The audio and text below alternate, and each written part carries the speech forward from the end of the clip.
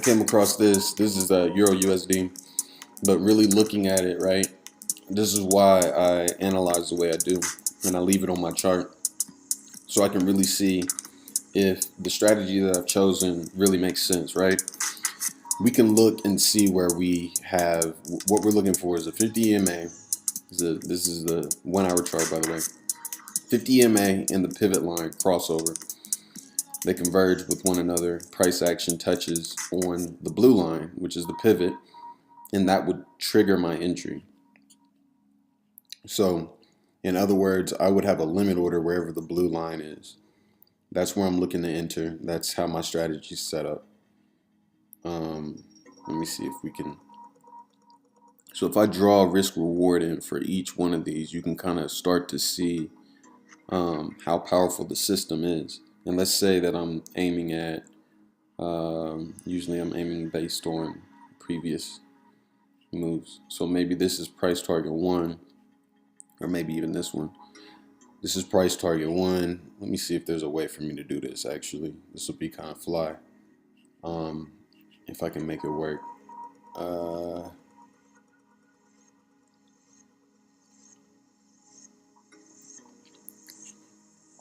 Put a big number 1 right here.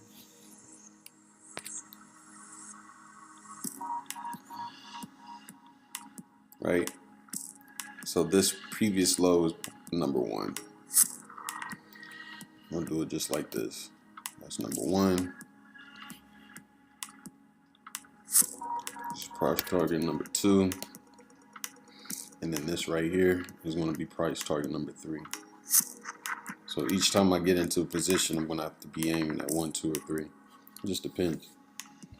Okay, so for purposes of this illustration, I'll just run through this real quick so you guys can get a feel for how I pick and analyze. So this is number 1.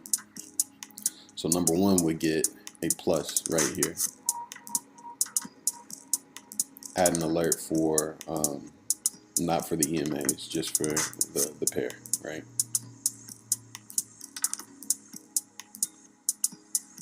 Okay, so these are free charts. I need pro charts to do that. But what you want to do is have alerts. I'll have these orange lines signified. Let me make it a different color. I'm getting better at this, y'all. Y'all bear with me. So this pink line represents, let's not do pink. Let's do a red line is the alert line. Can't use red either because we got that already.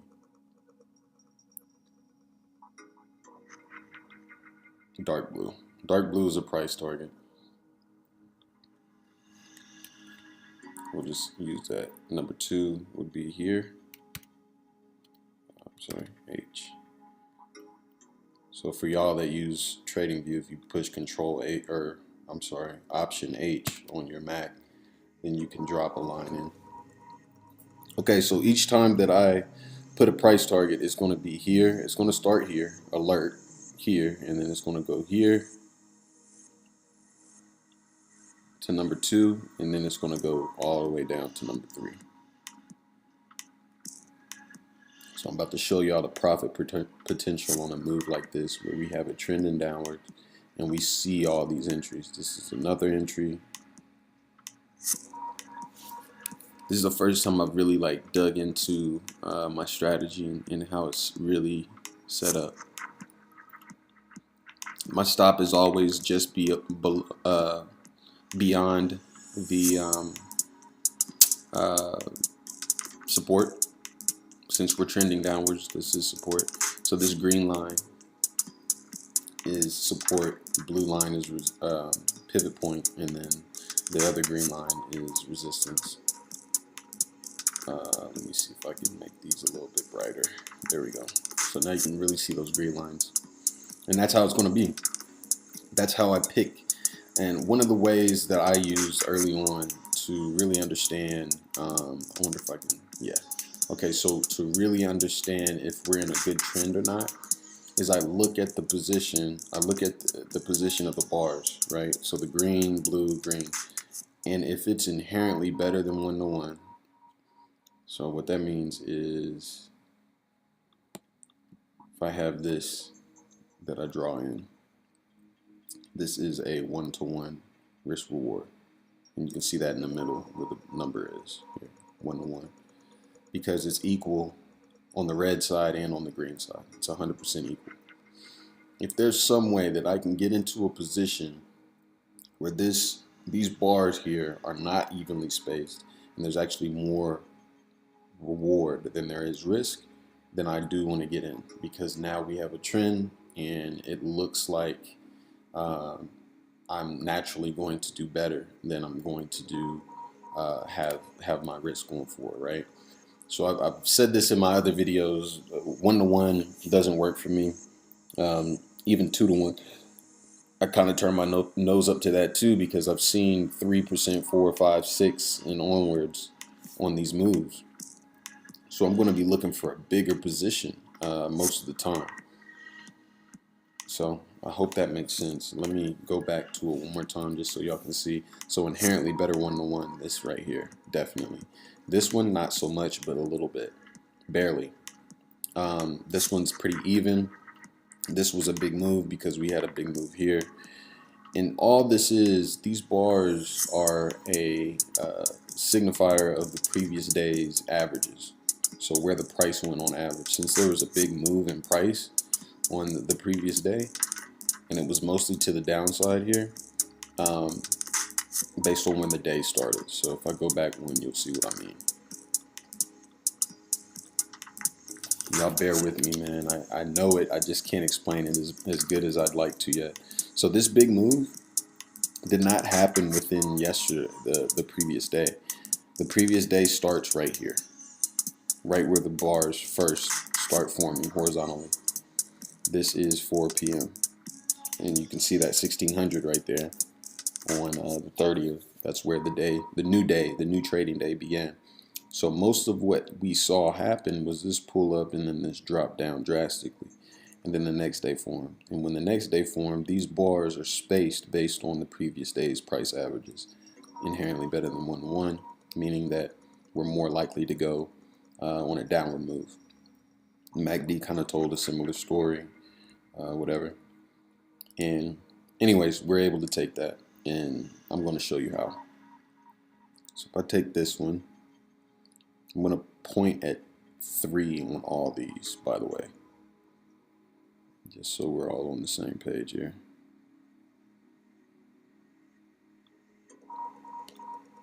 And then we stop here. So I only put the risk reward spacer for one move, and then I stop once the next move begins so that we can see each one of them. It's a little trick I figured out.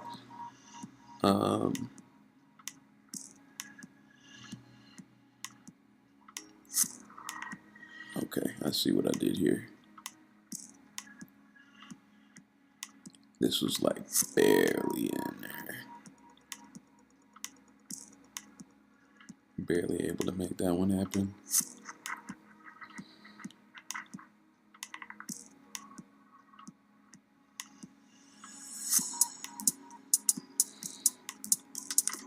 So now you're going to start to notice that the 3 makes the most sense for lots of these.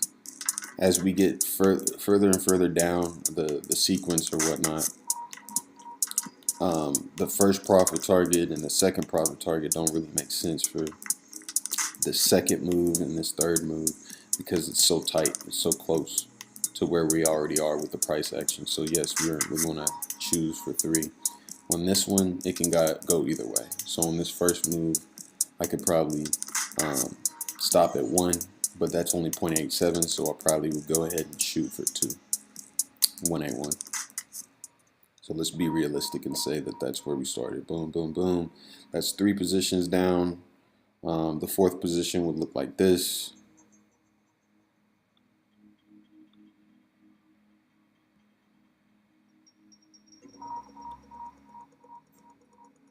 And then we had a 5th, and then I took that one, and this is actually where the trend changed and went up. But I lost money right here. Just 1%, not a lot.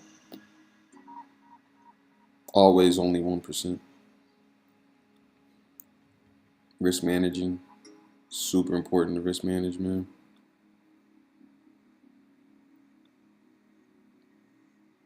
Okay, so you're also going to notice that your profit potential begins to shrink as you get further and further down the combo. So this is why these early stage moves are super important. Um, Obviously, the first move has the most profit potential because we could drop all the way to 3, but realistically, I probably would not have seen the potential for it to really drop all the way down there before the move was really solidified, right? So if I say for 2, we're at 179. So I'm just going to count this up real quick so you guys can kind of see it. Let's see here.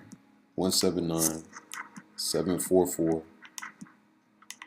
So we're at, well, let's just say 9% plus 5%, 14%, 15, almost 16, 17,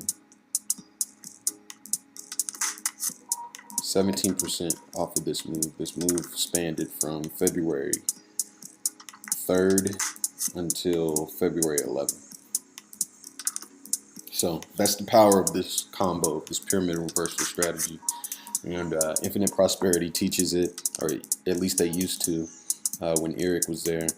And now Irek has his own class or whatnot. But I'm telling you, get those basics. Go take the Infinite Prosperity free course. Go update. I think it's like $400 to get all that information. By far, I shit you not, the best course that I've taken, the best course that I've come across on just the basics of Forex and really getting a strong handle. Anyways, just want to do that breakdown. This is the strategy that I started to use and kind of modified for myself. So I'm happy to teach you guys it. But I'm telling you, if you have that foundational knowledge, this is going to be a lot easier to grasp going in. So happy trading, and holler at me, hit me in the comment section if you guys got questions. Peace. Hey, greetings traders. Just wanted to drop a video after a couple of days away. Just wanted to kind of connect with everybody, talk a little bit about mindset and psychology of trading. There's a couple books that I recommend. I'm going to put them in the link in the description here. The Disciplined Trader by Mark Douglas, and also Trading for a Living by Mark Douglas as well. So those are two of my favorite books on the subject. Alchemy of Finance, but that's uh, kind of a mismatch of, or a mismatch of philosophy along with trading stuff. And it follows George Soros and kind of his story and his thoughts. But that's a little heavier. But I fell in love through that stuff. To be honest, man, I really like um, the aspects of discipline and the idea that you can kind of come up as a trader based on your mindset, based on how disciplined you are, how you're able to kind of take positions based on what you see on the charts versus how you feel inside, and letting emotions or recent wins, recent losses, that type of thing affect you too much. Um, with my online stuff, or I'm sorry, on screen video recordings where I'm going through the pairs, I want to start getting a little bit more in depth, kind of talking about potential targets. I've already been doing that, but really drilling down and saying, okay, this is a A trade or this is a B trade. I had a really good talk with a friend of mine yesterday, um, a trader here in Austin, who was saying he's been struggling with consistency. And, we all have at some point, and it's just part of the journey, obviously, right? Um, but one of the things he said, he doesn't, he's trying to figure out how to, sit and kind of write out his trading strategy, being able to present that to somebody, write it out on paper, explain it easily, quickly, and the whole 9 yards. So I'm doing that exercise with him. And one of the things he said is, I don't know if I'm saying, sometimes I do this way, the entry's based on this, and it's kind of subjective type of thing. Because that happens, especially when you're brand new. So one of the first things I kind of equated that to is no different than sports again. It's a baseball player being able to hit a 95 miles per hour or 100 mile per hour fastball. Before you can hit it, you got to be able to see it. And I think in trading, it's the same way. You want to practice and get really, really good, either through, well, mostly through back testing. Back testing is the truth, man. Anybody, the guy that I followed and got the most out of early was Irek Piekarski when it comes to like actually putting on trades and stuff. Um, and he was huge on back testing. I do remember that. So when I think about back testing and how important that could be for developing yourself, developing your confidence, and developing your strategy, that's a huge one. But what you do is you'll want to go and back test a strategy and be able to tell an A version of it uh, and an A plus version of it. So you want to get really tight into the intricacies of what makes this an A plus, what makes that an A, what makes it a B, what makes it an F setup, so that you don't even want to touch it, and have like concrete examples of those and understand the difference. That's the huge key. When I look at a chart, I can understand the difference between an okay setup and a really good setup. And then also the ones that stand out are the A pluses, and really knowing, hey, everything's lined up for me. I'm going to take this risk. Um, Still at 1%. Starting out, it needs to be just, 1-to-1 ratios, or I'm sorry, one to whatever ratio. So I'm risking one to make two or three or four, whatever your strategy usually um, can give you. And another piece right there, I just went over, understanding your risk metric and your average versus your better than average versus your stellar setups when it comes to risk reward. Um, a lot of the strategies I learned in Infinite Prosperity early, they talked about 1-to-1 being like, a good measure and a good consistent base hit type of trade over and over. And then they started calling like a 2-to-1 and a 3-to-1, 4-to-1, or like hyper moves, I think is what they call them. I don't know if it was a 2 or a 3-to-1 where they started calling it a hyper move, but essentially you're making 3 times as much as you're risking on that, right? Or 4 times more, or 5 times as much as you're risking, just depending on the setup. So I kind of want to go into depth on that whenever I'm on the charts, show you if I'm thinking it's um, a big move, a 4-to-1, 5-to-1, or even better, which I've been there before when I'm trading this pyramid reversal strategy. And you're going to start seeing that link appear in the description for the pyramid reversal strategy. I'll put that out when I'm ready and confident in it. And it'll be like a little PDF for you to go look at my own strategy and say, okay, I understand how he's doing that. And you can follow it. It's not a secret, it's similar to the Lewis Markham method that's taught in Infinite Prosperity, and it's also similar to Irek's combo method. I don't know what he calls it nowadays. I think he's changed it or named it something else in his newest course. But I haven't taken his newest course yet, so I don't know. But the strategy is the same. It's just refined, just tighter. I'm sure over time, like anything, you get better, tighter, more refined. It's kind of like, anything. The iPhone, the first one, was dope conceptually, and then they built off of it. Uh, According to some, they didn't build very much off of it, but you get what I'm saying. Anyways, so I just want to add the quality of saying, okay, whenever we have a profit target, we have multiple profit targets. Let's get into that. Um, let's get into price action dictating what we do when we exit, type of thing. Let's also go over stop loss and when we get out, because I like to cut my losses short. I don't wait for them to hit that full 1% loss most of the time. Um, and then, I need to develop on my own to have better entries. The only entry that I'm really, really confident in and love using is the pivot entry.